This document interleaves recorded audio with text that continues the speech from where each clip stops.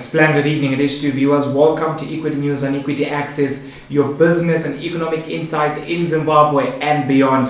Thank you for joining us as we broadcast live from our Hampton studios. I'm Ibn Mabunda. Let's get started.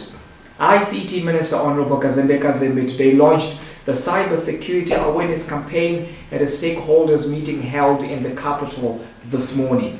The campaign is meant to educate the populace of the threats brought about by the fourth industrial revolution. Speaking at the event, the minister said that government would invest more in Zimbabwe's ICT sector in a bid to boost the economy. With an exclusive with the minister by the sidelines of the event, let's have a look. Quite a lot that the government is doing. To start with, like I mentioned earlier on, for us to enjoy the benefits of ICT applications, we have to ensure that we have the infrastructure in place, as a country. And in that regard, government is doing quite a lot through portals, for example. And in fact, before I even get far, the ICT is normally driven by the private sector. Our role as government is to provide an enabling environment for private sectors to come in and invest in ICT. So in that regard, what we've been doing is to try and ensure that we have an even and equal playing field for the MNOs through portals, and also to try and encourage our NMOs, mobile network operators, to invest in infrastructure and all other private players. But however, as a government as well, what we've been working on a roadmap to ensure that we have Smart Zimbabwe in 2030. This is a very critical master plan that we've been working on, and we've worked on this roadmap or master plan with other stakeholders that include your MNOs, your broadband service providers, and all other stakeholders, government institutions, government agencies, other government ministries. This is a very sound and comprehensive blueprint, the Smart Zimbabwe 2030 master plan. What it entails is, what do we need to do to ensure that we have a smart Zimbabwe in 2030? What is a smart Zimbabwe? Smart Zimbabwe is a country that will consist of smart economy, smart society. We also engaged the coordinator of the Zimbabwe Information and Analysis Center, Mr. Kad Zabanjanja, who also shed light on the potential that lies on the Zimbabwean landscape. Let's have a look. It's a multi-stakeholder thing, whereby all the stakeholders, government, technical community, civil society, academia, and the users itself have to play a role. So this event is to bring all those stakeholders together and bring awareness in terms of cyber threats, cyber vulnerabilities, and what we need to do, the countermeasures thereof, as a country, as a people, as families, and as individuals. So bring awareness of what is there and what is there. Currently, you said, what do you think needs to be done as far as the Zimbabwean cybersecurity space is concerned? What do you think are the features, the loopholes, as well as what can be done to address those and get Zimbabwe on the map? 5 things. We need to work on the legal and the regulatory environment. The draft rules that are there, they need to be put into law. Secondly, the technical capacity. We need to capacitate our people. One, be the academia side, be the inventors, and be the entrepreneurs. That technical ability needs to be sorted. Thirdly, we need to deal with the balance of payment in terms of cyber security. We are importing more than what we are exporting if we are exporting anything in terms of cyber security, except a skill. So we need our people to design and do hardware and software which can be used locally and also be exported and earn us foreign currency and put us on the global map. And fourthly, awareness in terms of our children. They need to be aware of what they're facing, what they're using, and how they're using it. And lastly, we need to increase cooperation among stakeholders, because cyber security goes beyond a single stakeholder. I realize. Lastly, is government doing enough as far as the local ICT sector is concerned, in terms of investment, as well as even the framework thereof? Because government is doing all that it can, bring the stakeholders together, which is the key thing. And the other key thing is creating an environment where entrepreneurs can budge. It's creating an environment where social cohesion can be. And those are key things the government is doing, setting up the pace and the environment for people to do what they're supposed to do. Standard Chartered Bank closes several branches in major cities in a move toward digitalization. In a notice to the public issued today, they say that the Gweru branch will be merging into the Bulawayo branch. Masvingo branch merges into Africa Unity Square. Highlands branch is also merging into Africa Unity Square, while the Mutare and Southerton branches also merge into the Africa Unity Square.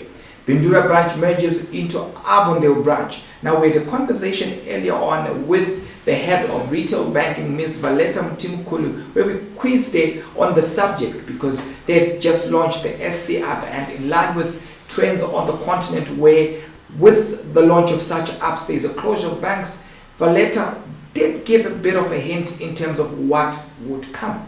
Let's have a look.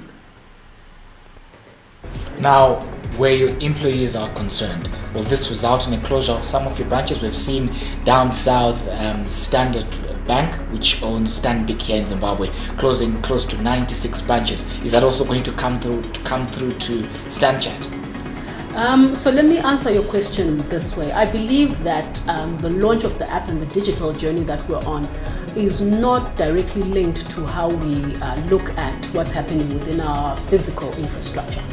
That being said, when we look at our brick and mortar space, what this app provides, particularly for our staff, is an opportunity to learn new skills. It's an opportunity to work differently. So let me go back to the example I gave about, a change of address. So what a lot of our staff has been spending time on is that if there's a change of address, they would go out there, spend time, come to the branch, photocopy the piece of paper, file it and do all of those sort of mundane tasks. So we're hoping that, we drive an opportunity for our staff to engage clients more as we roll out the program.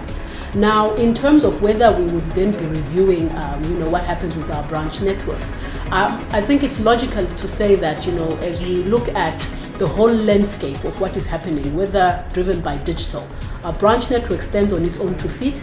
We manage it to assess whether it is profitable, whether it is, something that we would like to keep doing, and that's an ongoing process, which we've always done, because it is like it's like a shop, be that it may, so it needs to stand on its own 2 feet.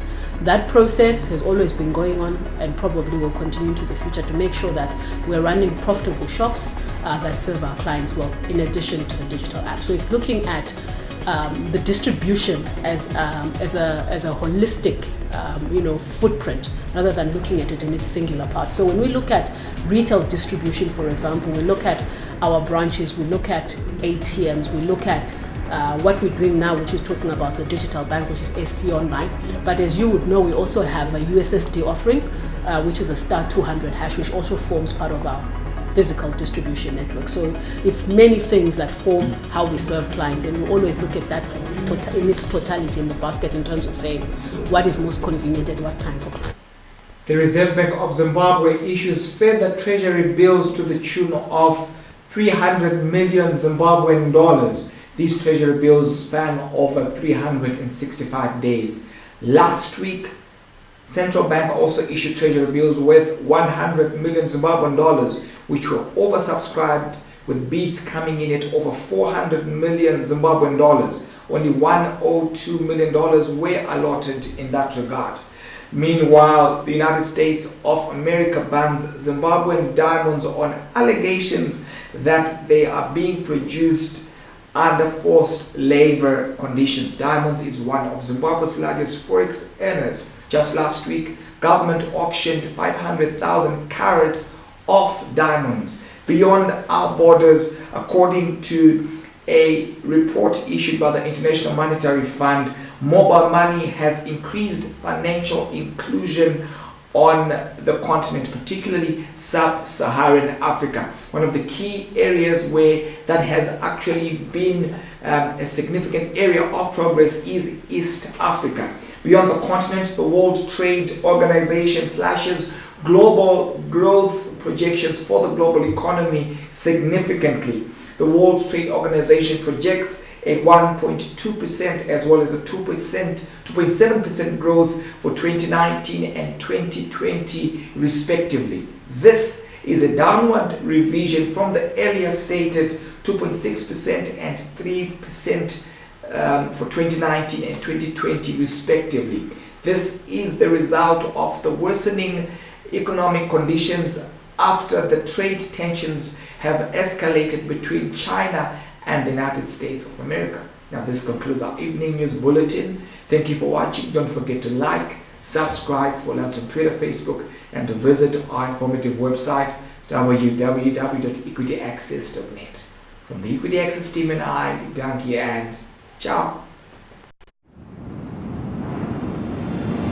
Climbing to the top takes more than just hard work and smart choices.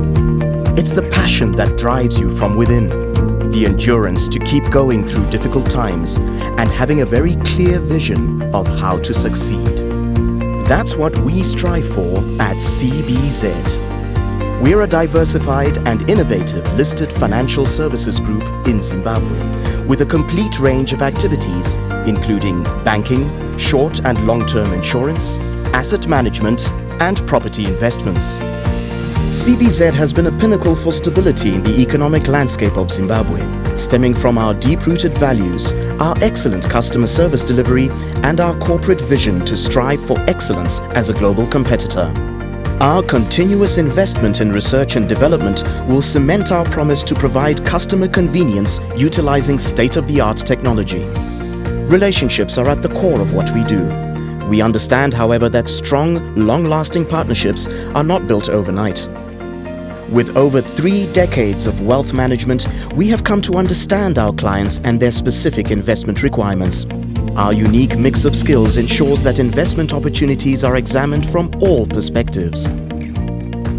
The balancing rocks of Zimbabwe have weathered the elements for thousands of years and stood the test of time, like majestic reminders of the fine balance of nature. They challenge our perception of what is possible and what endures. Just as CBZ has weathered the economic storms and remained steadfast throughout the turbulence of unsettled economies. Achieving the impossible through resilience and stability, we balance the elements of hard work, dedication, and experience, making us your ideal partner for success.